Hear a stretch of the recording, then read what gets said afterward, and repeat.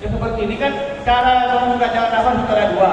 Yang pertama dengan cara seperti ini tangannya, telapak tangannya sama dua jarinya di sini, baru didorong buka.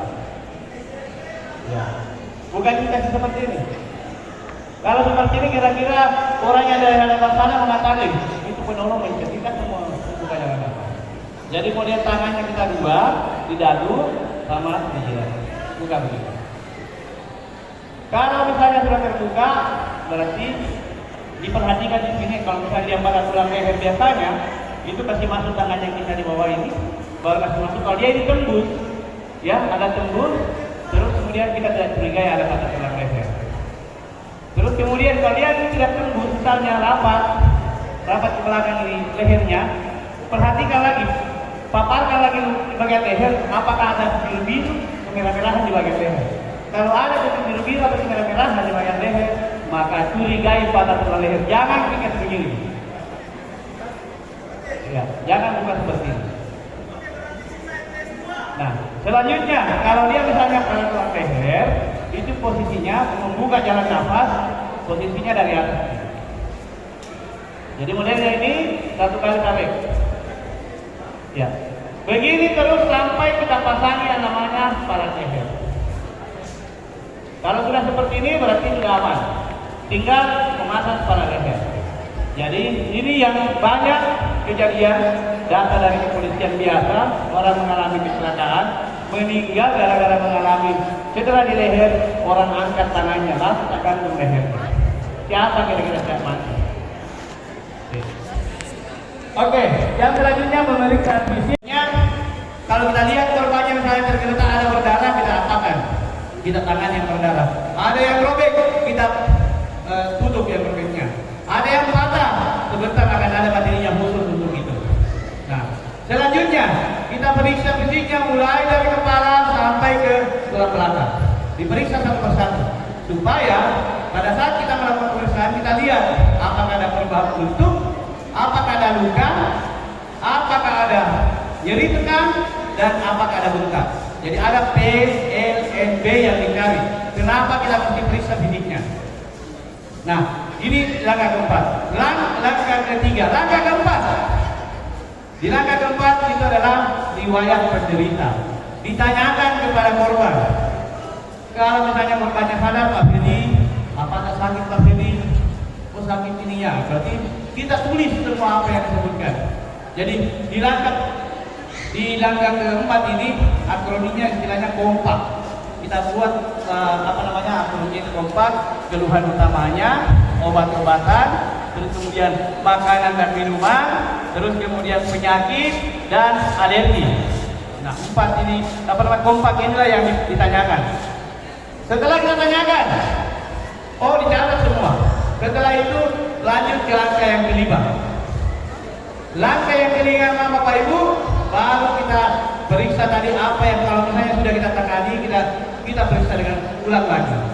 Yang terakhir di langkah kelima itu adalah pertahankan komunikasi. Misalnya kalau dia sadar, pertahankan komunikasi sama korban.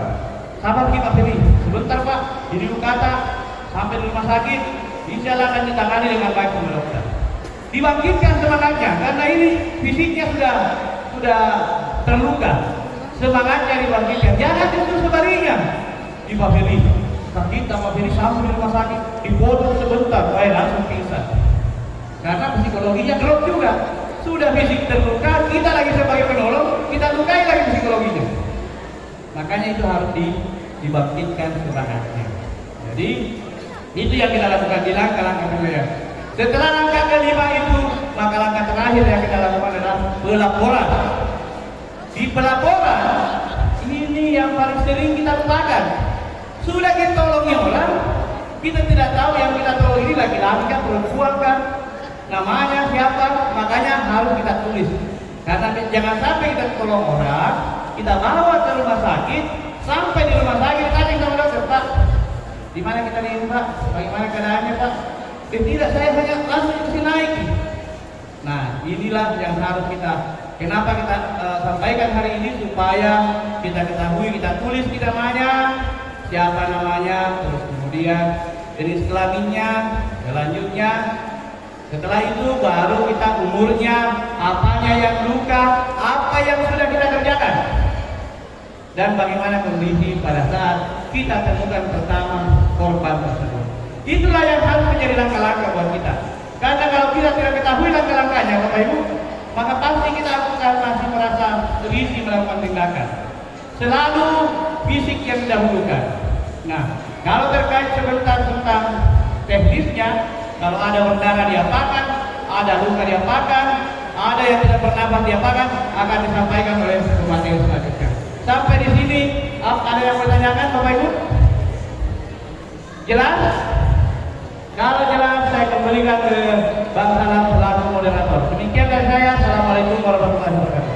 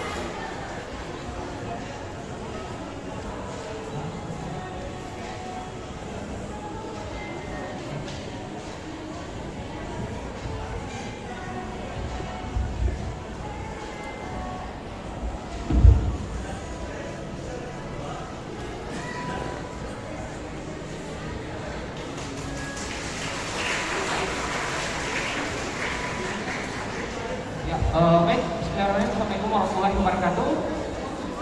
Oke, baik. Hari ini saya akan sedikit share terkait dengan pertemuan pertama di bidang setia atau bantuan hidup dasar. Nah, hari ini setelah ini kita akan sedikit share terkait apa sih itu bantuan hidup dasar yang selama ini mungkin teman-teman bapak-bapak lihat di TV yang ada seakan-akan dipompa. Oke ya, yang dipompa, ada lagi yang diangkat atau segala macam. Nah, kita akan sedikit bahas. Nah, dasar undang-undang. Nah, di dasar undang-undang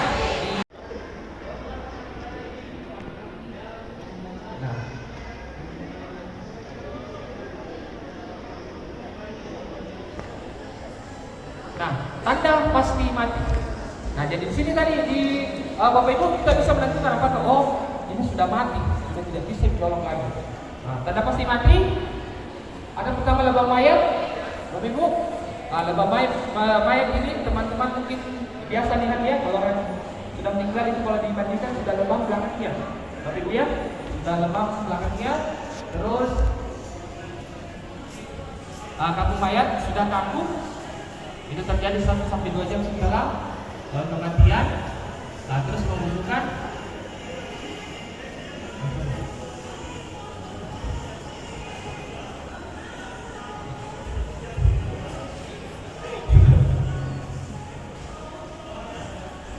Ya, ini. Nah, pembusukan itu ketika terjadi kematian itu 6 sampai 12 jam itu terjadi pembusukan.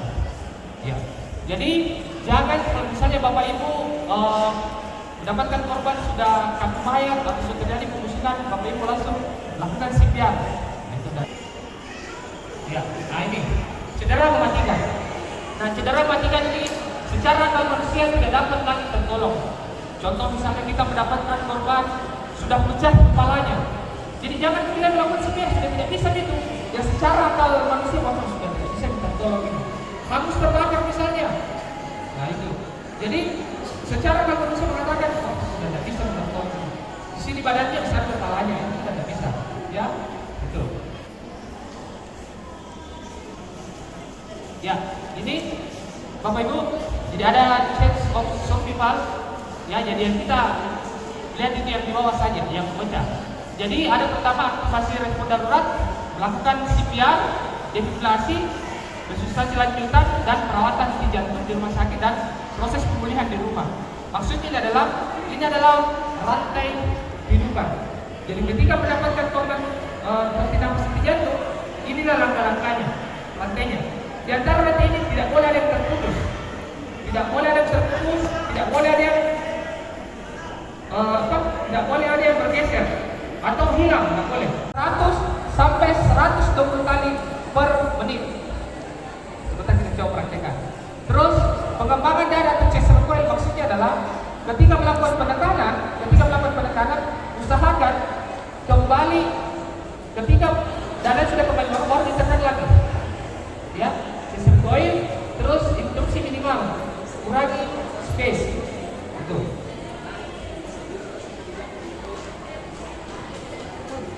Nah, ini kalau kita lihat yang dewasa.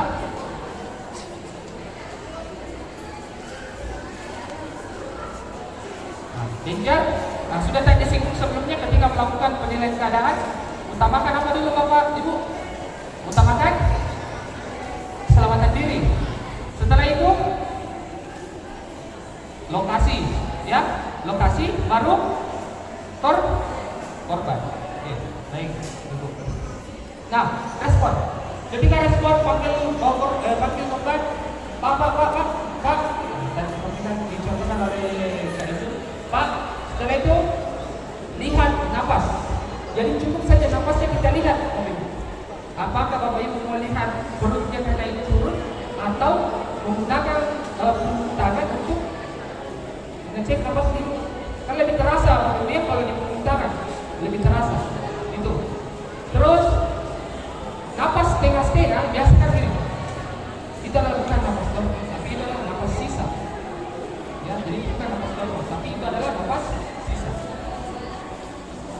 Nah, setelah itu, setelah melakukan respon, panggil bantuan.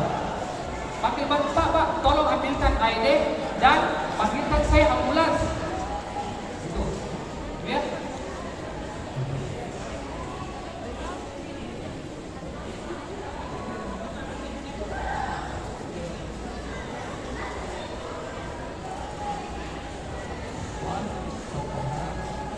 Tadi minta bantuan ya. Kalau di Kota Makassar itu emergency call-nya berapa Bapak Ibu? 112 ya. Jadi emergency call-nya Makassar itu 112.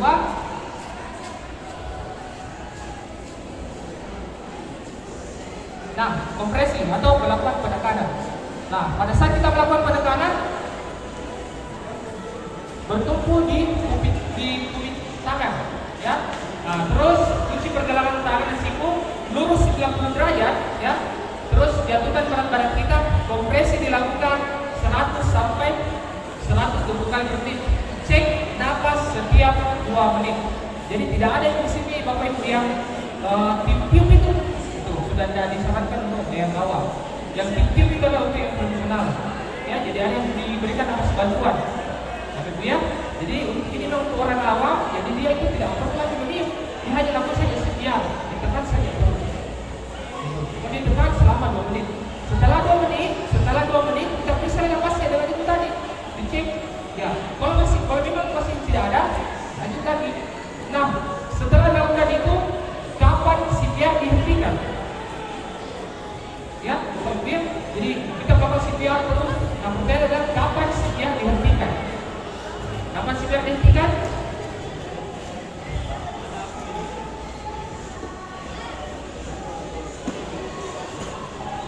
Nah, kapan CPR dihentikan? Pertama, penolong sudah kelelahan. Jadi kalau misalnya Bapak Ibu tolong sudah kelelahan, berhenti. Itu satu. Kedua, sudah ada tanda pasti mati. Sudah ada disebut tadi Bapak Ibu ya, tanda pasti mati. Ketiga, korban respon atau sadar. Nah, dia bergerak atau tiba-tiba dia muntah, nah itu bisa. Atau tim penolong lainnya tiba. Nah, setelah korbannya sadar, ada namanya recovery position atau posisi pemulihan seperti gambarnya di atas. Ya, lihat.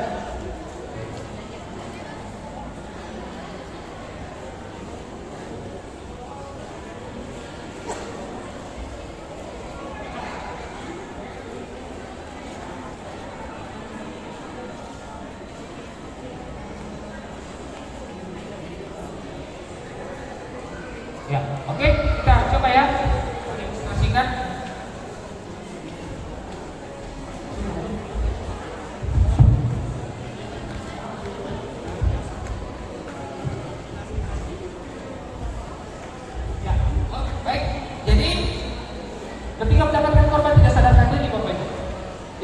setelah korban tidak sadarkan diri. Yang pertama kali dilakukan adalah apa tadi Bu? Utamakan Keselamatan diri. keselamatan diri. Setelah aman diri, aman sekitar dan aman korban. Setelah itu perkenalkan diri.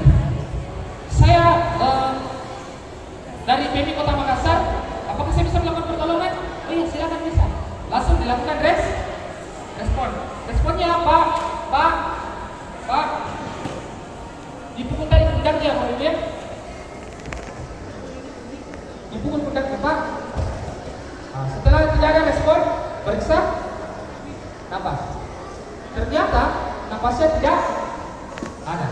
Nah, lanjut minta bantuan cukup.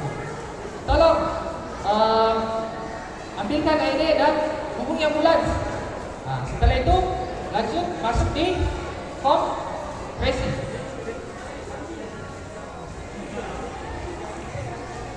Nah, posisinya tangannya Bapak Ibu. Ya, ini posisinya berada pas di tulang dada. Jatuh. Ini. Nah, posisi sikunya lurus. Tidak boleh begini Bapak Ibu. Dia harus lurus.